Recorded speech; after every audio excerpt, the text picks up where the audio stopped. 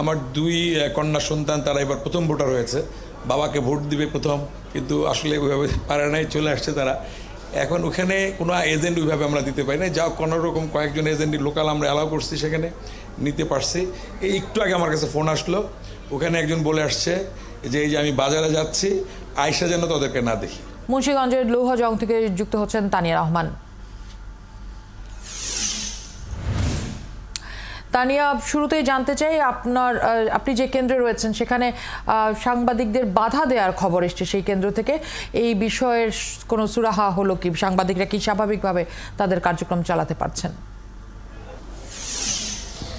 ধন্যবাদ ফারহানা। আমি হয়তো সেই প্রশ্নের উত্তর দেওয়ার আগে, আমি যেহেতু আছি অন্য আরেকটি কেন্দ্রে, সেটি হচ্ছে যে দক্ষিণ মেদিনী মণ্ডল সরকারি প্রাথমিক বিদ্যালয়। এটি একটি নারী এবং পুরুষ ভোট কেন্দ্র। নগদে 500 টাকা বা তার বেশি পেমেন্টে পেতে পারেন ঢাকায় জমিসহ 20 কোটি টাকার পুরস্কার।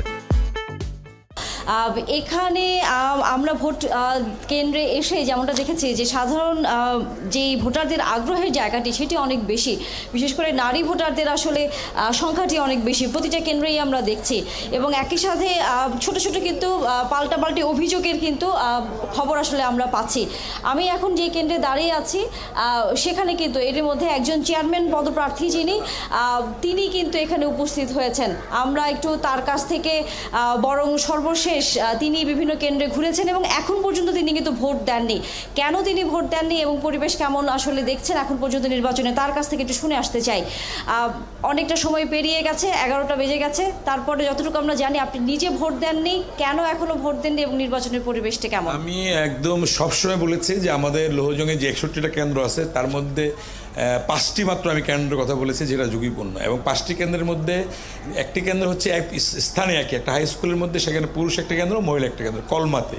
আর সবচেয়ে ঝুঁকিপূর্ণ কেন্দ্র যেটা বলেছি সেটা হচ্ছে আমাদের যশোলদিয়া প্রাইমারি, উত্তর যশোলদিয়া প্রাইমারি স্কুল এবং যশোলদিয়া হাই স্কুল।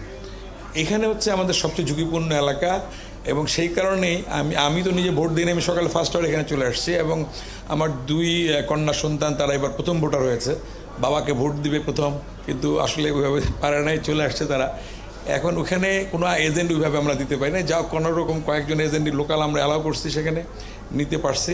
এই একটু আগে আমার কাছে ফোন আসলো, ওখানে একজন বলে আসছে যে এই যে আমি বাজারে যাচ্ছি, আয়সা যেন তাদেরকে না দেখি। হ্যাঁ, সেই আমরা যে এজেন্ট যে কজন আছে, তার মানে এই টাইপের এজেন্ট তো আমি দিলাম, রাখছি, তারা ওই আপনার কিছু বলারও তার সেখানে কিছু নাই। তা আমি পেপারটা একেবারে এখন 11টা বাজে, আমার মনে হয় যে অলমোস্ট 12 বা 15% মতন ভোট এ পর্যন্ত কাস্ট হয়েছে। আরও আমরা আশা করি এখানে 50%-এর উপর কাস্ট হবে, যেহেতু চেয়ারম্যান ভাইস চেয়ারম্যান আছে, নারী ভাইস চেয়ারম্যান আছে। আমি প্রশাসনকে বারবার অনুরোধ করছি, এখনও অনুরোধ করছি, ওই কেন্দ্রগুলোতে একদম দ্রুত ব্যবস্থা নেওয়া। যে কোনো সময় এখানে বড় ধরনের ঘটনা ঘটবে। এখন ওখানে প্রক্সি ভোট চলছে, এখনও যেহেতু এখানকার লোকাল প্রশাসন জানে যে কারা ঘটিতে পারে, আমি নাম নাই বলি মিডিয়ার মাধ্যমে। এটাকে খুব দ্রুত দেখা উচিত, এবং প্রক্সি ভোটের জন্য ওই কেন্দ্রের আশপাশে যে বাড়িগুলো আছে সেখান থেকে জায়গায় অনেক বিভিন্ন জায়গাতে নারী ভোটারদেরকে রাখা হয়েছে সেখানে। আরেকটা জিনিস আমি আপনাকে বলি, আমাদের আচরণবিধিতে, নির্বাচনের আচরণবিধিতে সম্পূর্ণভাবে নিষেধ আছে আপনি কোনো ছাপা গেঞ্জি বা টি শার্ট, আপনি প্রচার প্রচারণায় ছবি সম্মিলিত টি শার্ট, মার্কা সম্মিলিত টি শার্ট আপনি ব্যবহার করতে পারবেন না। অথচ আজকে প্রত্যেকটা কেন্দ্রের সামনে 40-50 জন করে সেখানে টি শার্ট পরে আছে এবং বেস লাগাই আছে। এরকম না যে একজনের টি শার্ট পরে গেল তার মনের অজান্তে গেছে। এটা আমি কয়েক জায়গায় বলেছি যে এবং এটা যদি দূরে হতো তাও না, এটা কেন্দ্রের সামনে।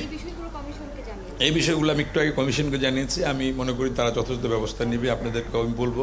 কারণ এটা হচ্ছে ধরেন, এবং এখানে যেই 50-60 জন করে এক একটা কেন্দ্রে আছে তারা সবাই স্থানীয় না, তারা আমার সেই বাইরের নির্বাচনের প্রভাব। যেমনটা ফান্ডা শুনছিলেন যে প্রার্থী অভিযোগ করছিলেন যে তার আরেকজন যিনি প্রার্থী রয়েছেন তার হয়তো অনেকেই এসে নানা কেন্দ্রে সমস্যা তৈরি করছে, এরকম পাল্টাপাল্টি অভিযোগ চলছে ছোটোখাটো বিক্ষিপ্তভাবে। তবে বড় কোনো বিশৃঙ্খলার খবর কিন্তু আমরা কোথাও শুনতে পাইনি, এবং ভোটার উপস্থিতি কিন্তু আমরা বিভিন্ন কেন্দ্রে।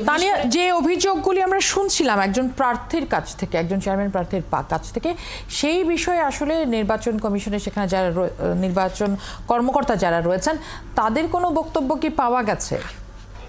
না, তারা আসলে এখন পর্যন্ত যথারীতি যেরকম করে বলেন যে আমরা বিষয়টি খতিয়ে দেখছি, আমরা সকল পক্ষের বিষয়টি আমরা জানবো, সেরকম একটি গদবাধা আসলে কিন্তু তারা উত্তর দিয়েছেন।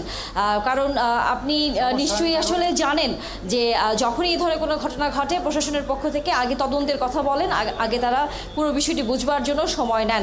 সেই হিসেব করে আমাদেরকে তেমনই উত্তর দিয়েছেন যে তারা বিষয়টি দেখছেন, তারা অভিযোগ শুনেছেন, তারা হয়তো যদি ঘটনা ব্যবস্থা নেবেন, আরেকটু সময় গেলে নিশ্চয়ই বোঝা যাবে। ধন্যবাদ তানিয়া।